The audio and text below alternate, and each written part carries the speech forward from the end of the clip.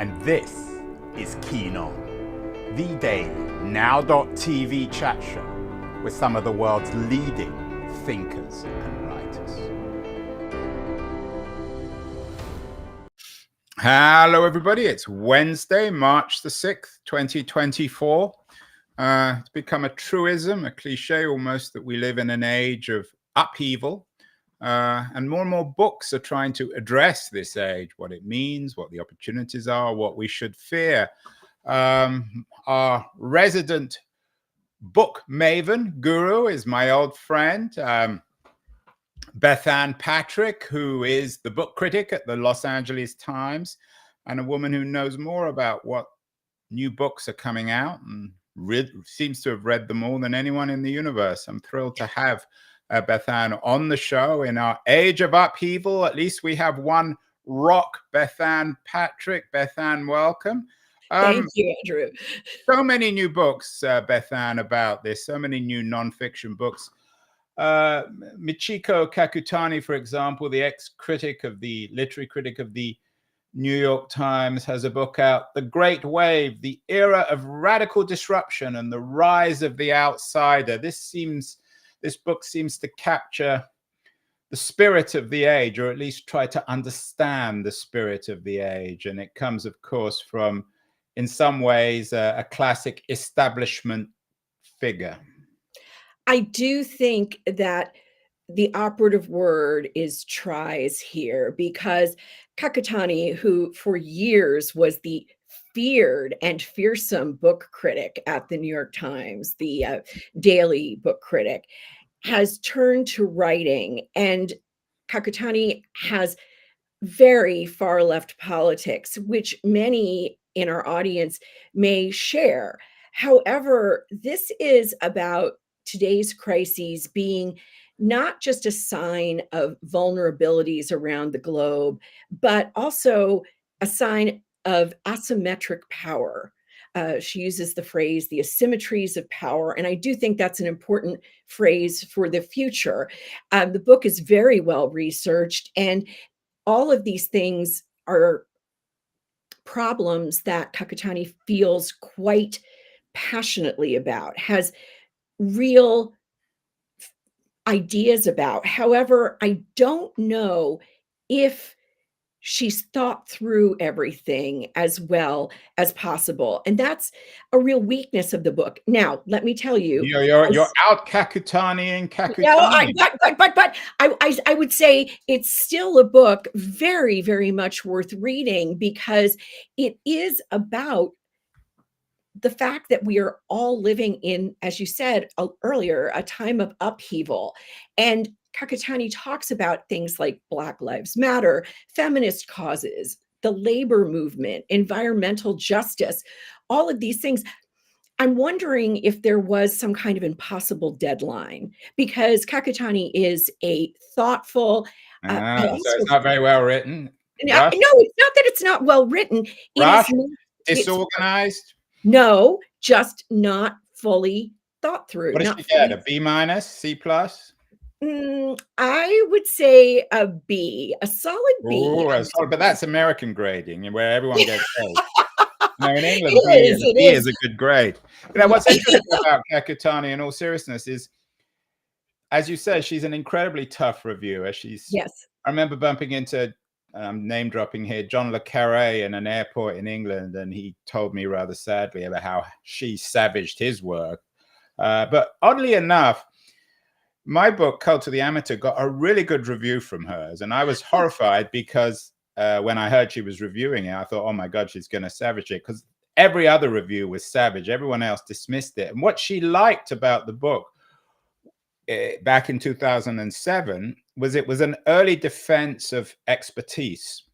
Yes. And of high-end journalism and journalists like herself and writers. And she is high-end. But my question for you, I'm not trying to sort of self-glorify myself here. The question for you is, you said earlier she's on the far left, but she's also a defender of the old regime. How do those two things go together? Oh, I think that's such an interesting question, because I think she came of age during a time when the old regime still held not so much power. I mean, it certainly did hold power, but it held so much longing and desire for people who were outside of it. And I don't think she's entirely surmounted that. So And when you say, Bethanne, that she's on the left or the far left, what do you mean? What are her politics, and how do they come out in this book? well, her politics are extremely liberal. She is a very left ideologue. You know, she believes in everything that you would expect a progressive liberal to believe in. You know, whether it's on the financial side, the social justice side, the culture side. I mean, there's a lot of there's a lot of anger in this book. Now, I don't think that the anger is misplaced necessarily. However, I do think it means that there are going to be some people who read it and don't see that anger is a response to what is happening to our world, that this great wave is taking over. So are you saying then that she doesn't come up with much of an alternative? What does she say Yes, we're supposed to do in that this is definitely, I definitely think era of that is radical true. disruption? There is not much of an alternative, and I think that is something that makes her angrier and also sadder. So is there a reactionary quality? She thinks things were better when old-fashioned left liberals like her controlled the New York Times and everyone listened to her, and you didn't have TikTok Um, or no, Instagram, and everyone knew their place. I I'm not gonna go that far. I'm not going that far, Andrew. I will say that I think she wishes for a time when there were more definites, and that is something that so many people wish for, that we had something to hold on to. And of course, this is one of the things I say, I don't wanna go too far down the fiction road, but this is why I say there's so many novels about World War II, because people felt Certainty, there evil was certainty. Nazis, And, yeah, good and everybody else. I don't see Kakutani providing, an alternative, but yet she does long for more terra firma in What's basically next for Italy. Kakutani? Maybe a novel about the Holocaust. Uh, Uh, I can't be unkind to the old queen. Anyway, there are better books, I think, on our current crisis. One yes, that really caught my mind that's fascinating, addressing the same issues that Kakutani's yes, dealing with, but perhaps more singularly and with a little bit more imagination. There's a book on something, and I hadn't heard of it, called Limitarianism, The Case yes. Against Extreme Wealth by Ingrid Robbins, who's a Dutch academic at the University of Utrecht. What's interesting about this book? I was intrigued by it. This I love this book, because Robbins or however we say, I'm not very good with Dutch. Uh, Robbins, Rens, Robyns, for yes. people who are just listening. Yes, and, I just wanna say that, she or they, I'm not sure of the pronouns of the author, is a philosopher and very, very smart about this, very thoughtful about this, has really taken in what limitarianism means and wants to explain it to others. Look at that cover with the big, fat, Yeah, this is high. a book that's been waiting to be read. Who's that other Dutch uh, historian philosopher who had a hit a few years ago? I actually know him. I don't remember his name, but the Dutch seem to be This very is good on these sorts of books. yes, they are, and I can see his face. I'll have to one of us will think of it, but so Robin says, "How much money is too much?" Okay? And then if we can even determine how much is too much, what can we do about it? So, unlike Kakutani, Robbins has some very specific things that having too much money does. So, it keeps people poor, it keeps inequalities expanding and growing. It can often be, and I'll come back to this in a moment, Andrew, dirty money. It undermines democracy and democratic ideals. Now, We've done remember, lots this is of shows Robbins. on dirty money, on the dirty money system in Yes, particularly in Europe. Actually, it's worse in the UK has become the home of dirty money, in contrast to the sadly. US, although there's lots of dirty money here too. And here's the thing, too much wealth undermines climate change. But here's something I think that is so smart. Robin says, look, no one deserves to be a millionaire, any more than someone deserves to be in abject poverty. Okay. So this is really a moral case. This is a philosopher's moral case for limits on wealth. And she doesn't want useless hoarding of wealth and wants a fair outcome for as many people as possible. I think this is a book that is actually smart, well thought through, and it might Yeah. not change you. It might, I hope it does, because So my question is the subtitle is The Case Against Extreme Wealth. I mean, it goes without saying that extremely wealthy people like Musk and Zuckerberg are not admired by Robbins, but what for her is extreme wealth? I mean, if you live in a home that you bought for a few $100,000 and now it's worth a few million in Amsterdam or New York or San Francisco or London, are you somebody who, for her, there's a case against? I think she would say there's a case against having that kind of wealth, that maybe you want to downsize, maybe you want to become more of a minimalist, maybe you want to think about what you really need. And if you really need that location, is there another thing that you can do to um, make your money work for someone else? Again, it's a very moral argument. It has a lot to do with people who do not have enough. Very And Dutch. Is she? I mean, you very mentioned that Kakutani was far left liberal. Is Robbins a socialist? Does she believe that the government's responsible for redistributing wealth? I do think that Robbins is a socialist. And actually, but I'm going to talk about this when we talk about another book in a few minutes, about the Dutch model and what it has meant for the American model. And I hope that may help a little bit. But I think Dutch socialism isn't quite the same as French socialism, for example. Or Danish socialism? I mean, on Yes, this or show, we Dan- always have people saying, "Well, why can't America be more like Denmark?" right. Are you saying that America should be more like the Netherlands? I don't know if I'm saying America should be more like the Netherlands, because let's face it, this is a small country. It doesn't have the diversity of population and needs that ours does. However, libertarianism, first of all, the word is fantastic. The title is fantastic. And second, it offers an alternative view, a way of looking at things that doesn't mean just accepting the idea that there were some people whose wealth will just continue to grow and grow without anything being done for anyone else. So I think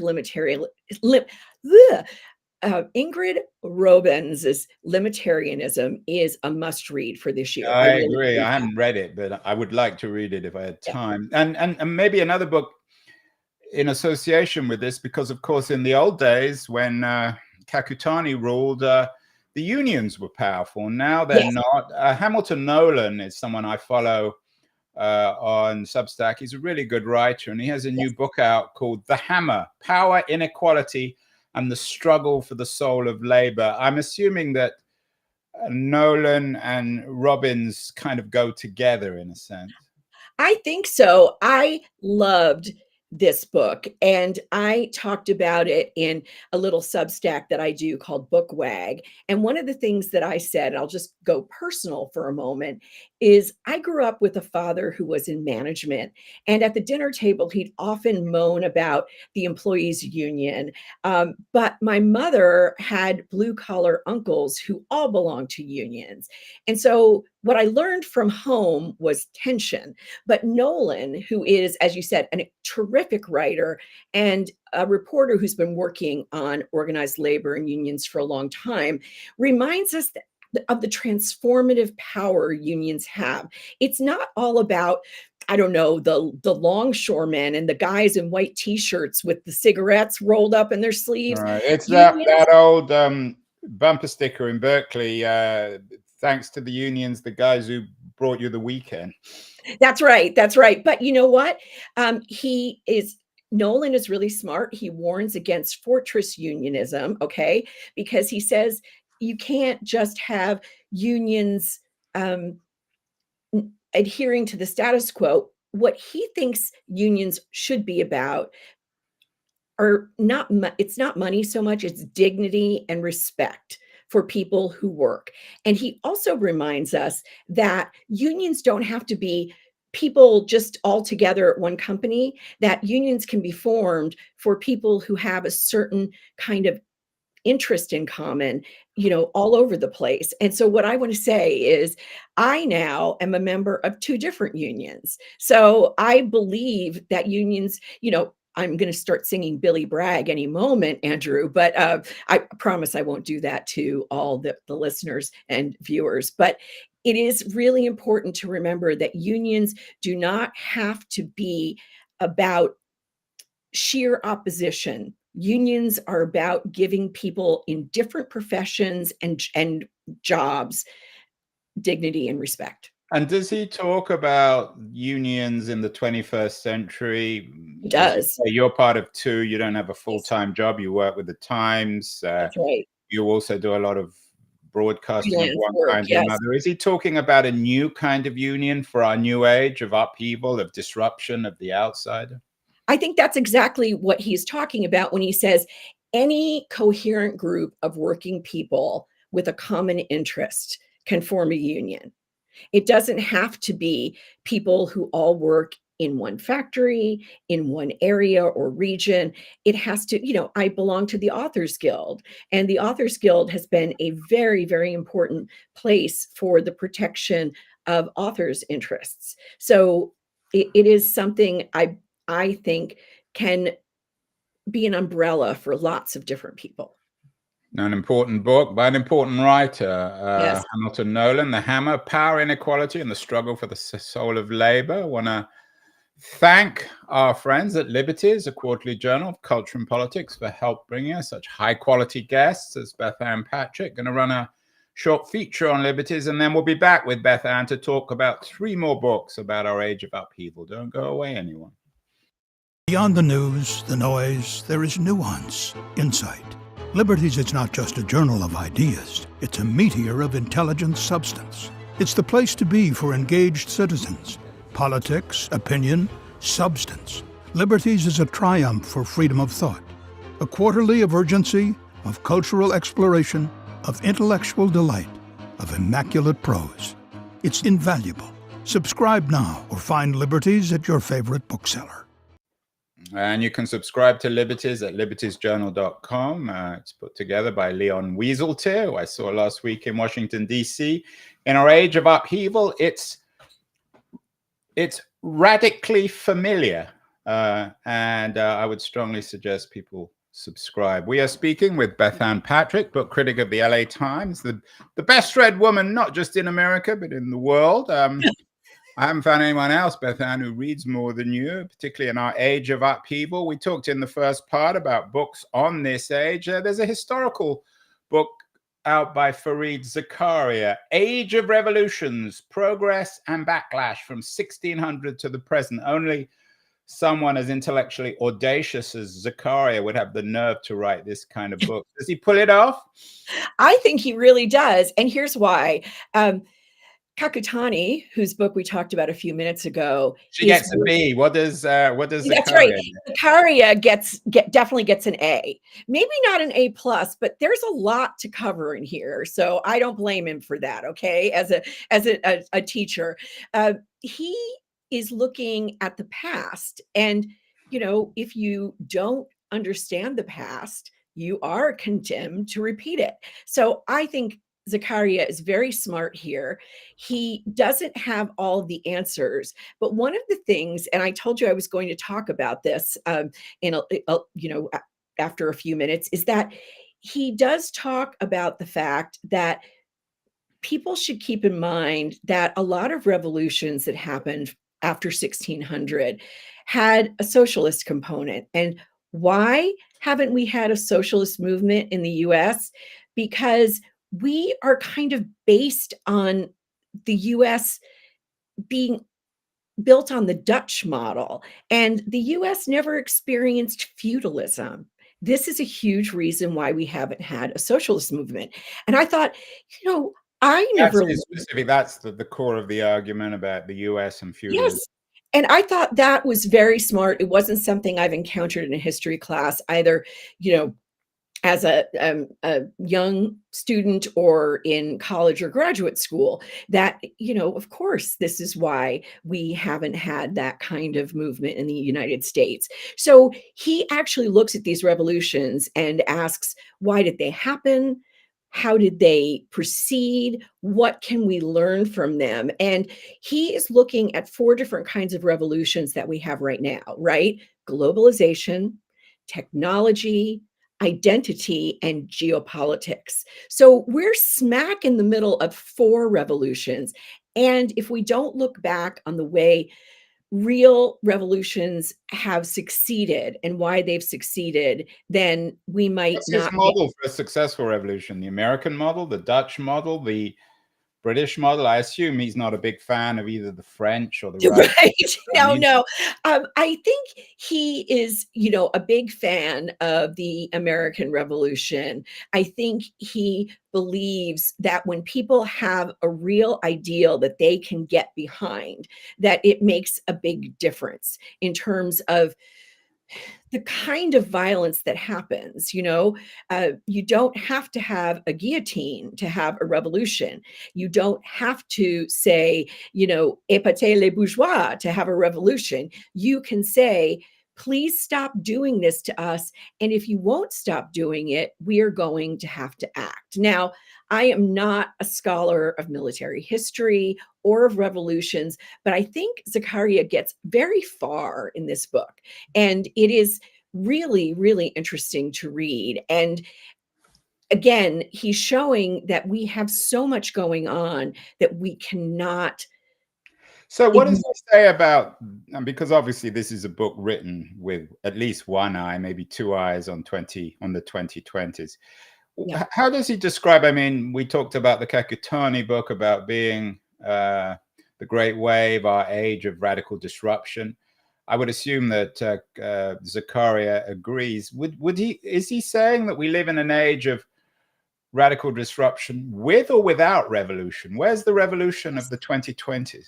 Yes. And that's what I think he's asking is, we've got revolutions going on, but we are not necessarily making the progress in a revolutionary manner that we could. So what can we look at? What worked from these other revolutions? And if you pay attention to them, then maybe we can regain the idea of liberal democracy. If you pay attention to what was humane and thoughtful and reasoned, then maybe we can get to something new for these types of revolutions that we're involved with now. Of course, one of the things that is so difficult is that the United States, no matter what we want to say about the actual revolution, the military and political revolution, remember, we're a country that was built on the labor of enslaved people.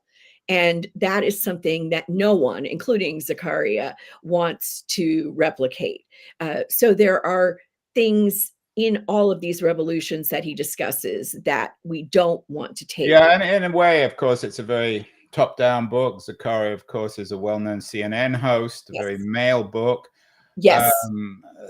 The other end of the spectrum in terms of our age of disruption is Emily Rabideau's Lessons for Survival, a book about what it's actually like, I think, to live in our age of disruption, in our revolutionary age. Tell me about this book. Is that a fair description? I think that's a great description. And Emily Rabateau is so thoughtful. She is a woman of color. She's married to the novelist Victor Laval, whose fiction often concerns upheavals that happen in both the past and in modern life. He also has a real science fiction fantasy element in many of his books. But Emily's work is reported. Emily's work is as a journalist, and she's considering here her role as a mother. She's a mother of two sons, they're young, and she wants to talk about the circumstances that are happening right now, and also what might happen as her sons get older.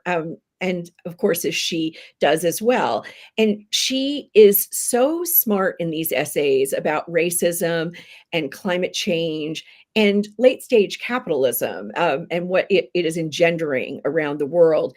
But she knows we don't know what the apocalypse is. So she puts that in quotation marks. She calls the book, the subtitle is Mothering Against the Apocalypse. And so it's the idea of radical caregiving that makes the most sense to her, that all of us need to think about this in terms of our own lives, whether we have children or not, but also in terms of the Earth's life, that we need to consider the idea of radical caregiving, the idea of giving care to something. Radical caregiving means that, first of all, you might give a great deal of yourself. And it also means that you're not looking for something in return. Radical Is there care. any heart? I mean, would she be in the libertarianism camp? Oh, I think so. I definitely think so. And Nolan's unions? Does she yes, join the dots in a more personal way? she does, because she wants to talk about the fact that when you have children, I mean, everyone has to put limits on themselves when they become a parent. There is no way to have, I think there is a phrase or a catchphrase that works very well. You can have it all, but not at the same time. And Emily Rabateau is saying, look, maybe we can't have it all at all, period.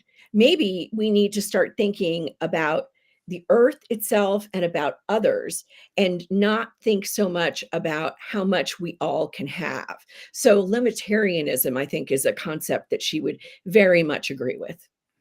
And then the final book, perhaps is a little darker, by Lauren Markham, A Map of Future Ruins on Borders and Belonging.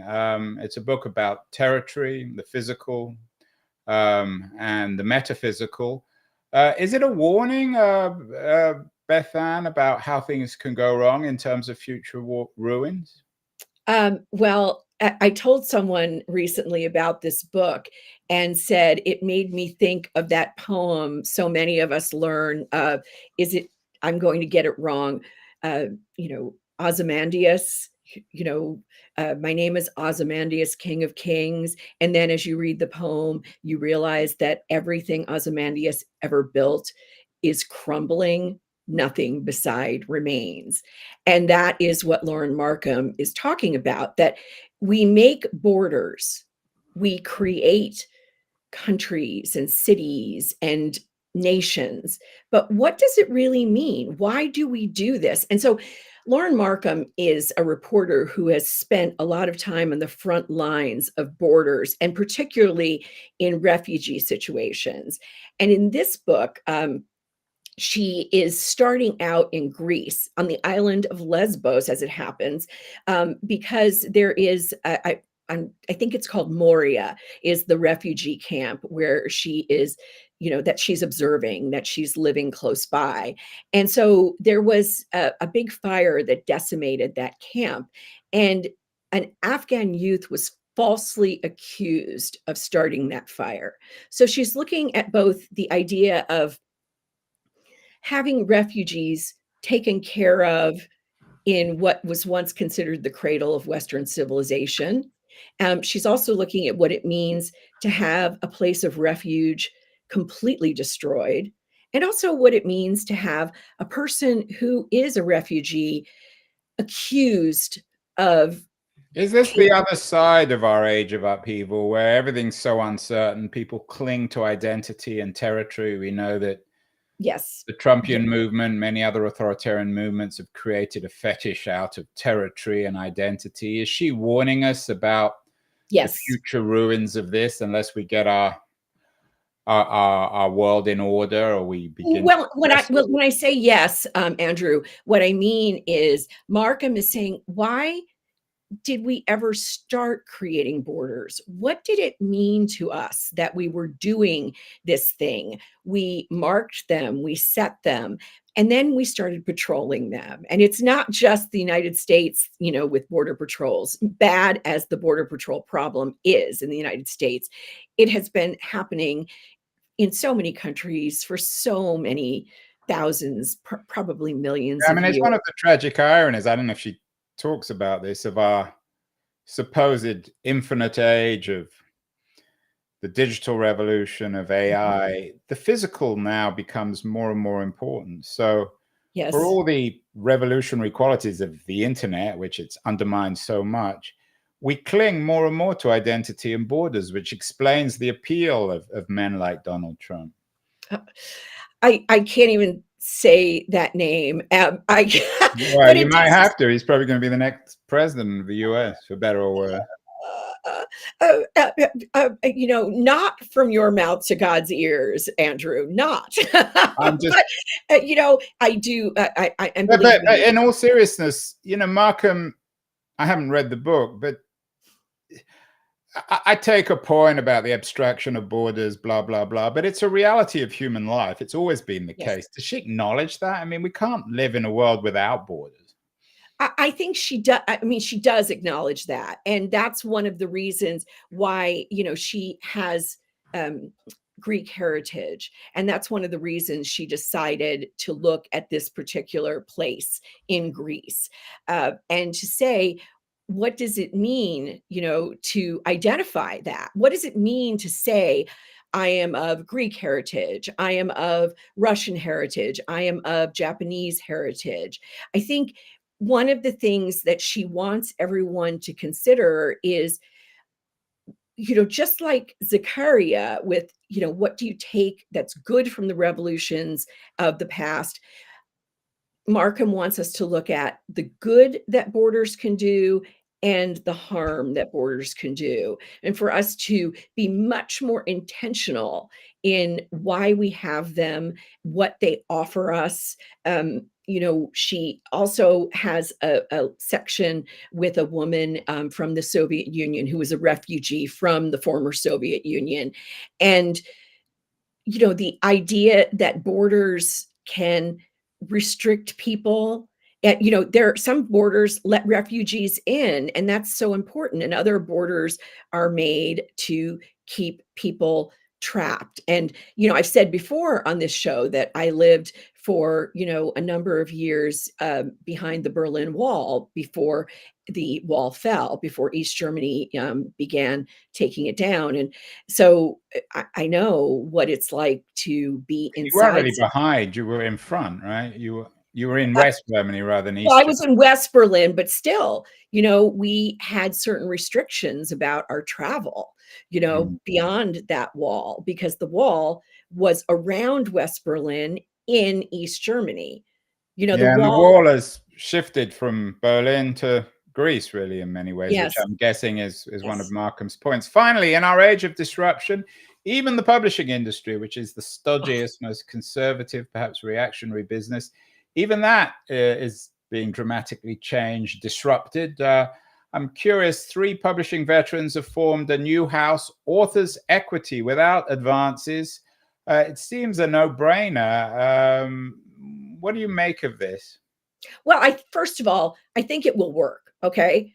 This is probably not quite as, to use a word we've already talked about, revolutionary as people might think. It's the most revolutionary part of it is that the 3 people who started it, Madeline McIntosh, former CEO of Penguin Random House, Louise Penny, the phenomenally successful mystery author, and finally the James Clear, the author of Atomic Habits, also phenomenally successful in nonfiction. These people made tons of money, had amazing success in traditional publishing. So the revolutionary part is that they are saying, come on, let's try something new. I do think it will work. I think it sounds to me a lot like hybrid publishing, which is a combination of self-publishing and traditional publishing, where advances can be little to none, and yet authors get much more on the sales of their books. But here's what I am a little worried about, Andrew. Hybrid publishing and this author's equity house mean that authors have a lot more work to do in marketing and promoting their books. And, so you might get more money in the long run, but you have to do a lot of work without an advance. And is that bad? Shouldn't you have to do that? I don't know. I think there's some people who will say that is just fine, and other people who will say, gosh, I'm not making that much money anyway. Even if I sell, a lot of books, I have. I bet Kakutani wouldn't be in favor of it. I think she would.